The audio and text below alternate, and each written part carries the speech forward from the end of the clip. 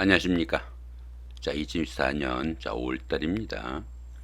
양띠분들의 그 나이별 운세와 하루하루 일진 중에서 중요한 날 중심으로 살펴보기로 합니다. 자, 그럼 먼저 5월달 월운세부터 살펴보기로 하죠. 기본적으로 역마살입니다. 이 역마살 같은 경우에는 그 이동살이라고 합니다. 이동살이다 보니까 직장이나 주거지 이동 변동도 생길 수 있겠고, 여행이나 출장, 나들이 같은 이런 일들이 많이 발생할 수 있겠다, 이렇게 볼 수 있습니다.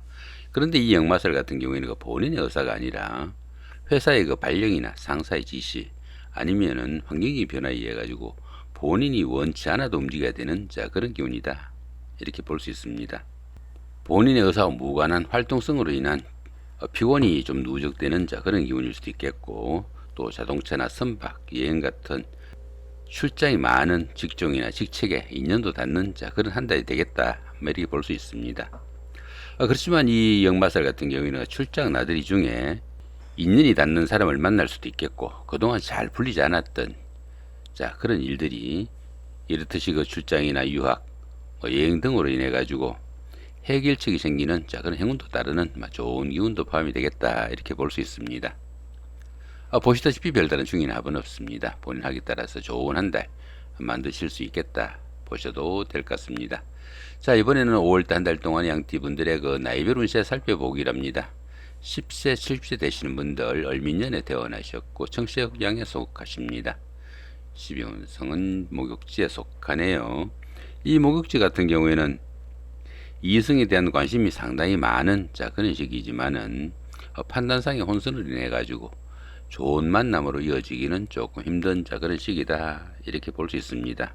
유흥이나 이성 문제로 구설수에 휘말리거나 크게 망신을 당하는 그런 일도 생길 수 있겠지만은, 이 모기지 같은 경우에는 그 도화의 기분이 포함돼 가지고 인기를 기반으로 하는 연예인이나 정치가, 아니면 상담직이나 영업직 같은 대인관계 업무가 많은 이런 직종에 근무하시는 분들은 직업적으로도 크게 각광을 받는 좋은 한 달도 될 수 있겠다 볼 수도 있겠습니다. 자, 22세, 82세 되시는 분들 개민년에 태어나셨고 흑식령에 해당하십니다. 천을 귀인이 함께하고 12운성은 태지에 속하네요. 이 천을 귀인 같은 경우에는 어려움이 생겼을 때 그 어려움을 해결해주는 구세주와 같은 좋은 기운이다, 이렇게 볼 수 있습니다.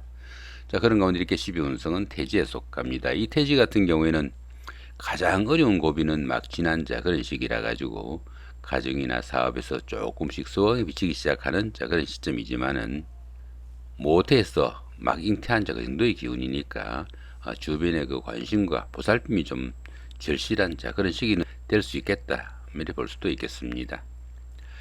34세, 94세 되시는 분들 신민년에 태어나셨고 백식량에 해당하십니다. 12운성은 사지에 속하네요. 이 사지 같은 경우에는 활동성도 조금 떨어지고 또 의욕과 욕망이 부족해 가지고 적극성이 결여되는 그런 시기다, 이렇게 볼 수 있습니다. 때로는 그 자신의 자리를 유지할 수 없는 상황에 몰리거나 가까운 사람들로부터의 배신이나 반목도 다를 수 있는 그런 힘도 포함이 되니까 주변 사람들과 불화 갈등 생기지 않도록 좀 신경을 쓰셔야 되겠다, 이렇게 볼 수 있습니다. 46세, 106세 되시는 분들 기민년에 태어나셨고 황식량에 해당하십니다. 12운성은 제왕지에 속하네요. 이 제왕지 같은 경우에는 그동안 추진하던 일이나 사업이 어느 정도 결실을 맺어가지고 자신의 뜻을 한껏 펼치는 좋은 기운이다, 이렇게 볼 수 있습니다. 최고의 경지이다 보니까 자신이 리더가 돼가지고 주변을 통할하는 그런 시기일 수도 있겠고, 또 만사가 풍요롭고 안정된 축제 시기도 하겠지만은, 이 제왕지 같은 경우에는 그 지나친 고집이나 아집, 독선적인 사고로 인해 가지고 주변 사람들과 불화하기 쉬우니까 그런 부분은 조금 신경을 쓰셔야 되겠다, 이렇게 볼 수도 있겠습니다. 58세 되시는 분들 정민년에 태어나셨고 적식량에 해당하십니다. 12운성은 역시 제왕지죠. 좀 전에 말씀드렸고요. 자, 이번에는 5월 한 달 동안 양띠분들의 그 하루하루 일진 중에서 좀 중요한 날 중심으로 살펴보기로 합니다. 자, 1일날 월살의 충입니다. 이 월살 같은 경우에는 별일 아닌 일도 좀 섭섭하게 느껴지기 쉬운 그런 기운인데, 이렇게 충까지 있다 보니까 그런 가운데 각종 사고수, 건강관리 좀 신경을 쓰셔야 되겠다 보시면 될 것 같습니다. 자, 3일날 장성살의 삼합입니다. 이 장성살 같은 경우에는 보편적으로 어떤 일을 추진해도 잘 풀려나가는 좋은 기운인데, 이렇게 삼합이 있다 보니까 사회에서 만난 사람들이나 낯선 사람들의 도움까지 있는 대길한 하루가 되겠다 보시면 될 것 같습니다. 자, 6일날 육해살의 방법입니다. 이 육해살 같은 경우에는 마음은 굴뚝 같지만은 잘 풀려나가지 않는 그런 기운인데, 이렇게 방법이 있다 보니까 형제자매나 친구 동료 같은 가까운 사람들의 도움으로 그렇게 조금 어려운 그런 일들을 조금 해치고 자신의 신분을 한 단계 끌어달 수 있는 좋은 하루가 될 수 있겠다 보셔도 될 것 같습니다. 자, 10일날 천살이 육행입니다. 이 천살 같은 경우에는 환경적으로 조금 어려운 상황인데, 이렇게 형살이 있다 보니까 건강관리도 좀 신경을 쓰셔야 되겠다 보시면 될 것 같습니다. 자, 12일날 연살의 원진입니다. 이 연살 같은 경우에는 데이트를 하거나 미팅, 소개팅 같은 이성 교제가 많을 수 있는 그런 시기인데, 이렇게 원인살 같은 경우에는 그런 그 이성 교제나 활동 중에 주변 사람들로부터의 원망이나 갈등 이런 게 생기기 쉬우니까 가급적이면은 이런 날들은 데이트나 미팅, 소개팅 조금 피하시는 것도 좀 방편이 되겠다 보셔도 될 것 같습니다. 자, 그 다음 여기 보시면 여기 잘 자란 부호들 있죠. 별다른 부호들, 그죠? 부호들 보시면 요거는 천간합이고요. 요거는 천간충입니다. 그 다음 요건 천을귀인입니다. 자, 아랫부분이 있죠. 그죠? 이런 부분들은 요 기본적인 운세에다가 조금 추가하셔서 보시면 될 것 같습니다. 자, 요거 같은 경우는 어떻습니까? 여기 방합이 있는데 천간합까지 돼 있으니까 현재 운보다 훨씬 더 좋아진다 정도 보시면 될 것 같고, 여기는 평운인데, 그죠?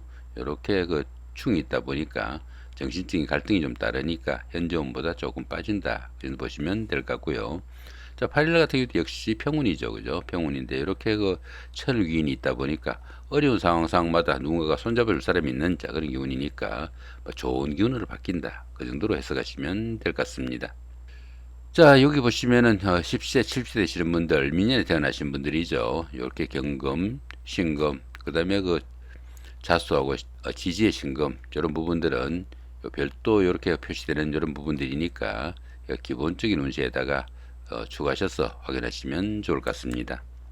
22세, 82세 되시는 분들입니다. 김민년에 태어나시는 분들이고요. 자, 무토나 정화, 사화나 묘목이 오면은 기본적인 운세에다가 이렇게 운들이 별도로 조금 바뀔 수 있겠다 보시면 될 것 같습니다. 자, 34세, 94세 되시는 분들입니다. 신민년에 태어나신 분들이고요. 병화와 을목, 그 다음 임목과 오화가 오면은 이렇게 별도로 표시되는 이런 부분들이니까 이렇게 그 병화나 임목, 오화가 오면은 현재 운보다 조금 더 나은 걸로, 이렇게 을목이 오면은 조금 빠지는 걸로 보셔도 될 것 같습니다. 자, 46세, 106세 되시는 분들입니다. 김인년에 태어나시는 분들이고요. 간목과 자수, 신금이 오면은 현재 운보다 조금 나아지는 그런 기운이다 보시면 될 것 같습니다. 58세 되시는 분들입니다. 정민년에 태어나신 분들이고요. 임수 오면은 천간합, 개수 오면은 천간충, 그다음 해수나 유금 오면은 귀인이 오는 좋은 기운이다 볼 수 있겠습니다. 자, 이렇게 오르는 거 2024년 5월달 한 달 동안의 양띠분들의 5월달 월운세와 그 나이별 운세, 더불어 하루하루 일진 중에서 좀 중요한 날 중심으로 살펴봤습니다. 좋은 한 달 만드시기 바랍니다. 고맙습니다.